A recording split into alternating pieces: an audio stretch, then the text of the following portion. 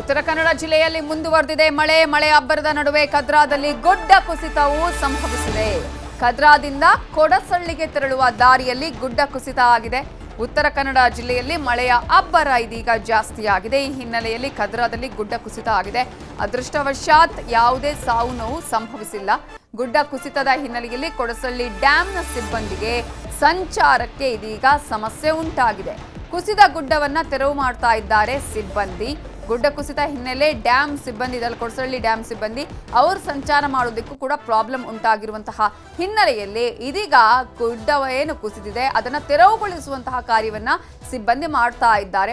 ಪ್ರಮುಖವಾಗಿ ಈಗಾಗಲೇ ಶಿರೂರು ಭಾಗ ಆಗಿರ್ಬೋದು ಅಥವಾ ಉತ್ತರ ಕನ್ನಡದ ಭಾಗದಲ್ಲಿ ಅನೇಕ ಕಡೆಗಳಲ್ಲಿ ಗುಡ್ಡ ಕುಸಿತ ಪ್ರಕರಣಗಳು ಈಗ ನಿರಂತರವಾಗಿ ಮಳೆಯ ಸಂದರ್ಭದಲ್ಲಿ ಆಗ್ತಾ ಇರೋದನ್ನು ನಾವು ಗಮನಿಸ್ತಾ ಇದ್ದೀವಿ. ಇಂತಹ ಸಂದರ್ಭದಲ್ಲಿ ಬಹಳ ಎಚ್ಚರಿಕೆಯಿಂದ ಇರಬೇಕಾಗುತ್ತೆ ಜನ ಕೂಡ. ಯಾವುದೇ ಸಂದರ್ಭದಲ್ಲಿ ಮಳೆಗಾಲದಲ್ಲಿ ಏನೇ ಅನಾಹುತ ಆಗುವ ಸಾಧ್ಯತೆಗಳು ಕೂಡ ಇರುತ್ತೆ. ಮಲೆನಾಡು ಭಾಗದಲ್ಲಿ ವಿಪರೀತವಾಗಿ ಮಳೆಯಾಗ್ತಾ ಇದೆ. ಈ ಹಿನ್ನೆಲೆ ಹಾವೇರಿ ಜಿಲ್ಲೆಯಲ್ಲಿ ಅಲರ್ಟ್ ಅನ್ನ ಘೋಷಣೆ ಮಾಡಲಾಗಿದೆ. ನದಿ ಪಾತ್ರದ ಜನ ಎಚ್ಚರದಿಂದಿರಬೇಕು. ಕೆಲವು ಕಡೆಗಳಲ್ಲಿ ಸೇತುವೆ ಜಲಾವೃತವಾಗಿದೆ. ಅಂತಹ ಜಾಗದಲ್ಲಿ ಸೇತುವೆಯನ್ನ ದಾಟುವ ಕೆಲಸ ಮಾಡಬಾರ್ದು. ಆ ದುಸ್ಸಾಹಸಕ್ಕೆ ಕೈನೇ ಹಾಕಬೇಡಿ ಅಂತ ಹೇಳಿ ಜಿಲ್ಲಾಡಳಿತ ಈಗಾಗಲೇ ಎಚ್ಚರಿಕೆಯನ್ನ ಕೊಟ್ಟಿದೆ. ಇನ್ನು ಡಂಗೂರ ಸಾರಿಸಿ ಎಚ್ಚರಿಕೆ ವಹಿಸಲು ಜಿಲ್ಲಾಡಳಿತ ಸೂಚನೆಯನ್ನ ಕೊಟ್ಟಿದೆ. ಪ್ರತಿಯೊಬ್ಬರಿಗೂ ಅರ್ಥ ಆಗಬೇಕು, ಪ್ರತಿಯೊಬ್ಬರಿಗೂ ಮನವರಿಕೆ ಆಗಬೇಕು. ಮನೆ ಮನೆಗೆ ತೆರಳಿ ಡಂಗೂರ ಸಾರಿ ಈ ವಿಚಾರವನ್ನ ಜನರಿಗೆ ತಿಳಿಸುವ ಕೆಲಸವನ್ನ ಮಾಡೋದಕ್ಕೆ ಜಿಲ್ಲಾಡಳಿತ ಸೂಚಿಸಿದೆ. ಮಲೆನಾಡು ಘಟ್ಟದಲ್ಲಿ ಆಗ್ತಾ ಇರೋದ್ರಿಂದ ನದಿಗಳು ಮತ್ತು ಹಳ್ಳಗಳು ತುಂಬಿ ಹರಿತಾ ಇದ್ದಾವೆ ಮತ್ತು ವಿಶೇಷವಾಗಿ ಏನು ರಸ್ತೆ ಬ್ರಿಡ್ಜ್ಗಳೇನಿದಾವೆ ಅವು ಸಹ ಮುಳುಗಡೆಯಾಗಿದ್ದಾವೆ. ಈ ನಿಟ್ಟಿನಲ್ಲಿ ಹೀಗಾಗಿ ಜನರು ಸುರಕ್ಷತೆ ವಹಿಸೋದು ಮುಖ್ಯ ಆಗಿದೆ. ಈ ನಿಟ್ಟಿನಲ್ಲಿ ಈಗಾಗಲೇ ನಾವು ಮುಂಜಾಗ್ರತವಾಗಿ ಏನು ಸಭೆಗಳನ್ನ ಮಾಡಿದ್ದೇವೆ, ಆ ಸಂಬಂಧಪಟ್ಟ ಸಭೆಗಳಲ್ಲಿ ಈಗಾಗಲೇ ನಿರ್ದೇಶನ ಕೊಟ್ಟಿದ್ದೇವೆ. ಜನರು ಅಂಥ ಸಂದರ್ಭದಲ್ಲಿ ಯಾವುದೇ ರೀತಿಯ ದುಸ್ಸಾಹಸವನ್ನು ಮಾಡಬಾರ್ದು, ಮುಂಜಾಗ್ರತಾ ಕ್ರಮ ವಹಿಸಬೇಕು. ಮತ್ತು ವಿಶೇಷವಾಗಿ ಎಲ್ಲಿ ತಾವು ಕಳಸೂರು ಬ್ರಿಡ್ಜ್ ತಾವೇನು ಹೇಳ್ತಾರೆ ಅಂತಲ್ಲಿ ಪೊಲೀಸ್ ಇಲಾಖೆಗೆ ಹೇಳಿಬಿಟ್ಟು ಸಹ ನಾವು ಯಾವುದೇ ರೀತಿಯ ವಾಹನ ಅಲ್ಲಿ ಆಗದಿರೋ ಹಾಗೆ ನೋಡ್ಕೊಳ್ತೇವೆ. ಯಾವ್ಯಾವ ಸಂದರ್ಭದಲ್ಲಿ ಮಳೆ ಅಥವಾ ಹೊಳೆ ನೀರು ಬಂದುಬಿಟ್ಟು ಹಳ್ಳಗಳಿಂದ ರೋಡ್ಗಳು ಕಟ್ ಆಫ್ ಆಗ್ತದೆ ಅಂಥ ಸಂದರ್ಭದಲ್ಲಿ ವಿಶೇಷವಾಗಿ ನಾವು ಗ್ರಾಮ ಪಂಚಾಯತಿ ಮಟ್ಟದಲ್ಲಿ ಡಂಗರ ಮುಖೇನ ಜನರಿಗೆ ಮಾಹಿತಿ ಕೊಡುವಂಥ ಕೆಲಸವನ್ನು ಮಾಡ್ತೇವೆ. ಅವತ್ತಿನ ಮಳೆ ಅನುಗುಣವಾಗಿ ಸ್ಥಳೀಯವಾಗಿ ನೋಡಿಕೊಂಡು ಕ್ರಮವನ್ನು ಕೈಗೊಳ್ಳಲು BO ಅವರಿಗೆ ಮತ್ತು CDP ಅವರಿಗೆ ಈಗಾಗಲೇ ನಾವು ಜನರಲ್ ಇನ್ಸ್ಟ್ರಕ್ಷನ್ಸನ್ನು ಕೊಟ್ಟಿದ್ದೇವೆ. ಸ್ಥಳೀಯವಾಗಿ ವೈಯಕ್ತಿಕವಾಗಿ ಪರ್ಟಿಕ್ಯುಲರ್ ಯಾವುದು ಅಂಗನವಾಡಿ ಅಥವಾ ಶಾಲೆ ಏನು ತೊಂದರೆ ಇದೆ ನೋಡಿಕೊಂಡು ಕೊಡಲಿಕ್ಕೆ ನಾವು ಹೇಳಿದ್ದೇವೆ. ಈಗ ಸುಮಾರು 2,50,000 ಪರಿಹಾರ ಕೊಟ್ಟಿದ್ದೇವೆ. ಮನೆ ಹಾನಿ ಸಂಬಂಧಪಟ್ಟಂತೆಯೂ ಸಹ ಸುಮಾರು 12 ಮನೆಗಳು ಹಾನಿಯಾಗಿದೆ. ಅವುಗಳನ್ನು ಸುಮಾರು 6,67,000 ಪರಿಹಾರವನ್ನು ಕೊಟ್ಟಿದ್ದೇವೆ.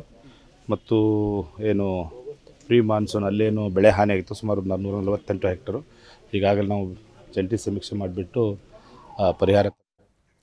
ಪಶ್ಚಿಮ ಘಟ್ಟದಲ್ಲಿ ಮಳೆ ಆರ್ಭಟ ಮುಂದುವರೆದಿದೆ. ಜುಲೈ ಮೊದಲ ವಾರದಲ್ಲಿಯೇ ಭರ್ತಿಯಾಗಿದೆ. ಬೆಳಗಾವಿ ತಾಲೂಕಿನ ರಕ್ಕಸಕೊಪ್ಪ ಗ್ರಾಮದ ಹೊರವಲಯದಲ್ಲಿದೆ ಡ್ಯಾಂನಿಂದ ಮಾರ್ಕಂಡೆಯ ನದಿಗೆ ನೀರು ಬಿಡುಗಡೆ ಮಾಡಲಾಗಿದ್ದು ಬೆಳಗಾವಿ ನಗರದ ಜೀವನಾಡಿಯಾಗಿದೆ ರಕ್ಕಸಕೊಪ್ಪ ಡ್ಯಾಂ. ವರ್ಷವಿಡೀ ಈ ಒಂದು ಡ್ಯಾಂ ಬೆಳಗಾವಿ ನಗರದಲ್ಲಿನ 58 ವಾರ್ಡ್ಗಳಿಗೆ ಕುಡಿಯುವ ನೀರನ್ನ ಒದಗಿಸುತ್ತೆ. ಈ ಹಿನ್ನೆಲೆಯಲ್ಲಿ ಇದೀಗ ಬೆಳಗಾವಿ ನಗರದಲ್ಲಿ ಎಲ್ಲಿ ನೋಡಿದ್ರು ಕೂಡ ನೀರೇ ನೀರು ಅನ್ನುವ ರೀತಿಯಾಗಿದೆ. ಈಗ ಮಳೆಯ ಅಬ್ಬರ ಕೂಡ ಜಾಸ್ತಿ ಆಗಿದೆ. ಪಶ್ಚಿಮ ಘಟ್ಟದಲ್ಲಿ ಮಳೆಯ ಆರ್ಭಟ ದಿನೇ ದಿನೇ ಜಾಸ್ತಿ ಆಗ್ತಾ ಇರುವಂತಹ ಹಿನ್ನೆಲೆಯಲ್ಲಿ ರಕ್ಕಸಕೊಪ್ಪ ಡ್ಯಾಂ ಈಗ ಭರ್ತಿಯಾಗಿರುವ ದೃಶ್ಯಾವಳಿಗಳನ್ನು ನೀವು ನೋಡ್ತಾ ಇದ್ದೀರಿ. ಶಿವಮೊಗ್ಗದಲ್ಲಿ ಮಳೆಯ ಅಬ್ಬರಕ್ಕೆ ಪ್ರಸಿದ್ಧ ರಾಮ ಮಂಟಪ ಮುಳುಗಡೆಯಾಗ್ತಿದೆ. ತೀರ್ಥಹಳ್ಳಿಯ ತುಂಗಾ ನದಿಯ ತಟದಲ್ಲಿದೆ ಈ ರಾಮ ಮಂಟಪ.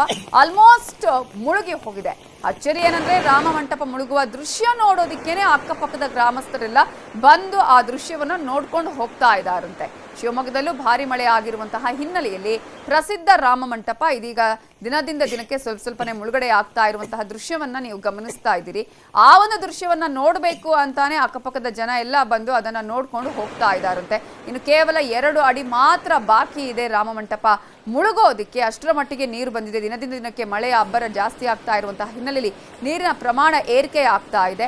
ಇದರಿಂದಾಗಿ ರಾಮ ಮಂಟಪ ಇನ್ನು ಕೆಲವೇ ದಿನಗಳಲ್ಲಿ ಕಂಪ್ಲೀಟ್ ಆಗಿ ಮುಳುಗಡೆಯಾಗುವಂತಹ ಆತಂಕ ಕೂಡ ಎದುರಾಗಿದೆ. ಆದರೆ ಈಗ ರಾಮ ಮಂಟಪ ಮುಳುಗ್ತಾ ಇದೆ ಅಂತ ಅದನ್ನ ನೋಡೋದಿಕ್ಕೇನೆ ಸಾಕಷ್ಟು ಜನ ಬಂದು ಅದನ್ನ ನೋಡ್ಕೊಂಡು ಹೋಗ್ತಾ ಇದ್ದಾರೆ. ಇನ್ನು ರಾಜಸ್ಥಾನದ ಜೋಧ್ಪುರ ಬಳಿ ಭಾರಿ ಮಳೆಯಾಗ್ತಿದೆ. ಮಳೆಯಿಂದ ಭಾರಿ ಅವಾಂತರವೇ ಸೃಷ್ಟಿಯಾಗಿದೆ. ಇನ್ನು ಮಳೆಯಿಂದಾಗಿ ರಸ್ತೆ ಮೇಲೆ ನೀರು ನಿಂತಿದೆ. ರಸ್ತೆಯಲ್ಲಿ ನೀರು ನಿಂತ ಪರಿಣಾಮ ಭಾರಿ ಪ್ರಮಾಣದ ಟ್ರಾಫಿಕ್ ಜಾಮ್ ಉಂಟಾಗಿತ್ತು.